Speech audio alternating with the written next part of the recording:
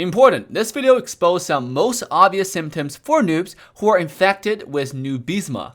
You might or might not have one or more or all of these symptoms, but luckily, these symptoms are not terminal and it can be cured easily with the help of modern wild rift medicine, aka Dave's video. Lucky patients who received the vaccine to these noob symptoms, aka this video, have seen drastic improvement in their gameplays and significant reduction of being called noobs or support difference or mid difference or ADC difference, top difference, and so on in the game. But there are potential side effects for patients who did not follow the application of the vaccines or accidentally hit the dislike button below. Side effects might include but not limited to diarrhea, constipation, reduction of brain functions, and melting under the sun, aka snowflakes. So sit tight, take notes, and enjoy the show. Just for the thrill of it, nothing counterfeit with you, just the thrill of it. Just for the thrill of it, nothing counterfeit.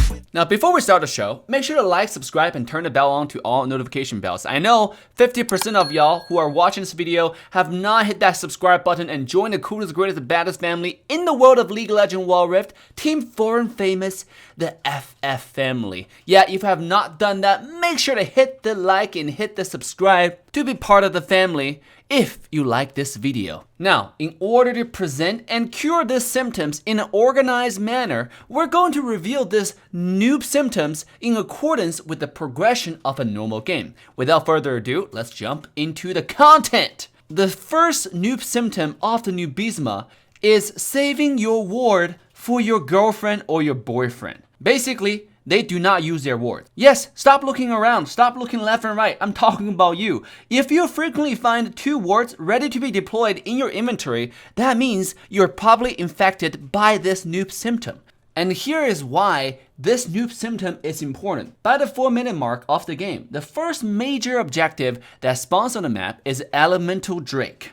And one of the most important factor that usually decides who has the upper hand in the first dragon fight is vision control. And frequently, the first Drake fight usually sets the tone for the remaining of the entire game, especially in solo ranks. I mean, either boost the team morale if you guys get it or win that team fight, or your team might call for a 5-minute forfeit. Frequently though, jungler will take sweeper either starting the game or at the first base recall to buy items to prepare for the dragon fight. So it's especially important for either ADC, support, or mid laner to set up the wards at good positions around the dragon pit, inside the dragon pit, or what have you.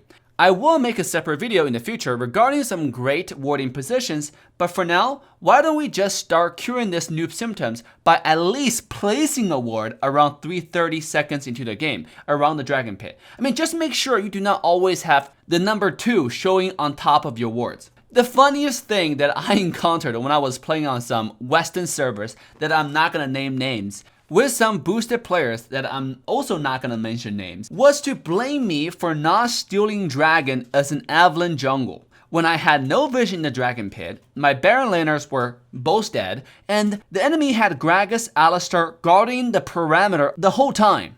That player blamed me for not stealing the dragon as Evelynn, and literally inted that game from that point on, and then inted 2 more games following that. Because, I mean, God forbid, Wild Rift amazing rank system have to always put this person on my side. The same significance of using your ward efficiently applies even before the first 4 minutes. Good early game vision control gives your team important information on the location of enemy jungler or mid laner who tends to roam the most frequently early on. This way you will be protected and your jungler or just your team in general can make better decisions accordingly. Remember, if you use your first ward before the number on top of the circle hits 2 starting the game, you can use up to 3 wards before the dragon spawn. So make sure to use them and start your first step out of noobisma. The second noobisma symptoms is never helps your jungler for the Rift Scuttler. This is probably one of the most frustrating ones for junglers.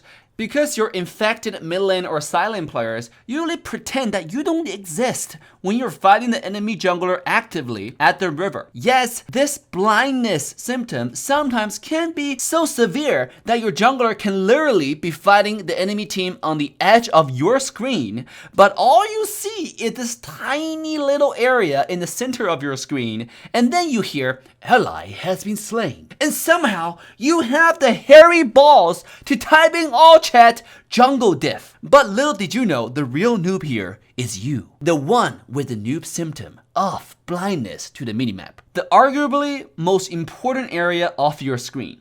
Now, for players with this type of noob symptoms, just remember, at 1 minute and 25 seconds into every game, 2 magical creatures will spawn on both sides of the river. They are called the Rift Startler.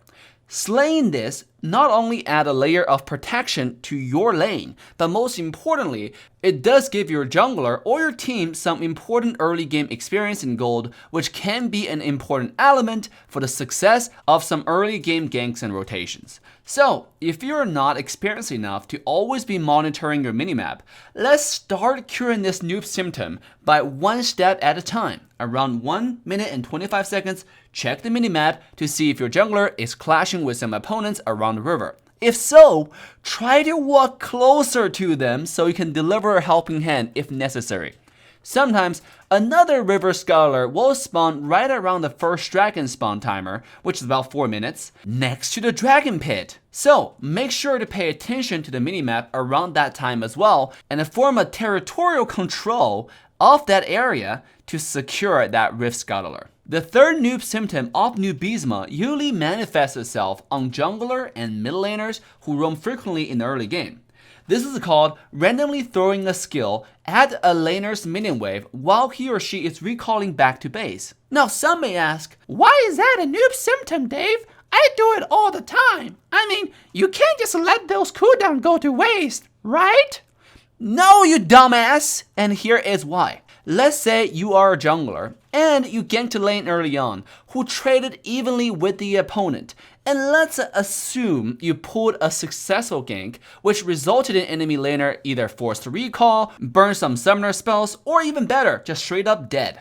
At the same time, your ally laner is also pretty low due to the trade that they did a moment earlier. And now there is a minion wave coming.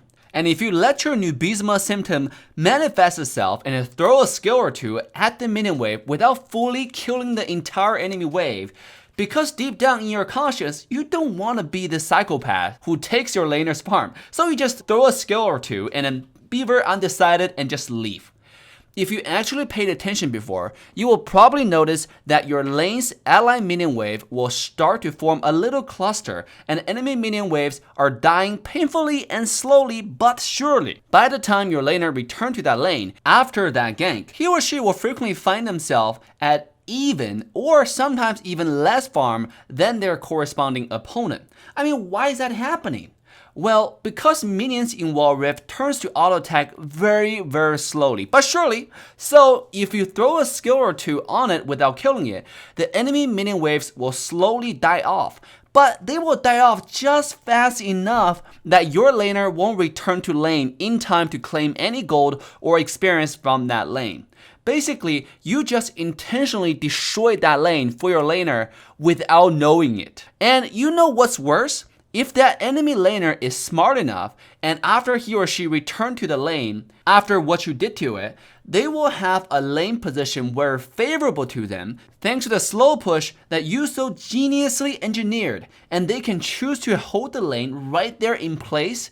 And if that happens, then your ally laner might be really screwed. Because now, if your ally laner want to last hit, or even just to get in range for experience, they have to get closer to the enemy side of the map, which make them incredibly vulnerable to ganks or a full-on dive from their opponent. Now that I think about it, I have committed such horrific crimes in the past. How do I cure the symptoms then, Senpai Dave? Well, don't worry about it. The solution is actually very simple. You have two main options. Number one is more support jungle playstyle. Basically, if enemy minions have a slightly higher number than yours, and your laner is recalling or simply issuing retreat signal, then just leave the lane and go back to your merry way, no matter what that might be, as long as you leave the lane. Or you can choose option number 2, which is more psychopathic. I'm the only carry in this game and I don't trust any randogs at all. You can just completely shove the minion wave, but make sure to kill it clean with no surviving minions, okay? No survivors allowed.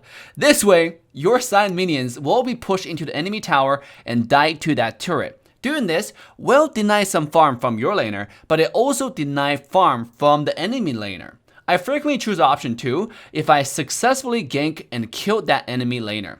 I will tax the minion wave as payment, but at the same time, I will also signal my ally laner to shove the wave with me, so they get some farm as well. Now, if I don't successfully help my teammate to secure the kill on an enemy, I usually just choose option 1 and back off from the lane completely. But lane management is a very complicated matter, and today we will just touch up on the basic ideas and some textbook instructions. And I'll do my best to make a detailed video in the future about this topic as well. Just another reason, guys, to hit that notification bell to all notification bells. Now, remember, there are still many noob symptoms for the noobisma disease. And due to time constraints, we'll leave the rest of the noob symptoms for later videos to come on the channel. For the next episode, we will mainly touch up on noob symptoms that appears surrounding the dragon fight. Hope you guys are excited and ready for that video. And this is your guy AssassinDave signing off. Love you guys, and I'll see y'all next time. Bye now. Just for the thrill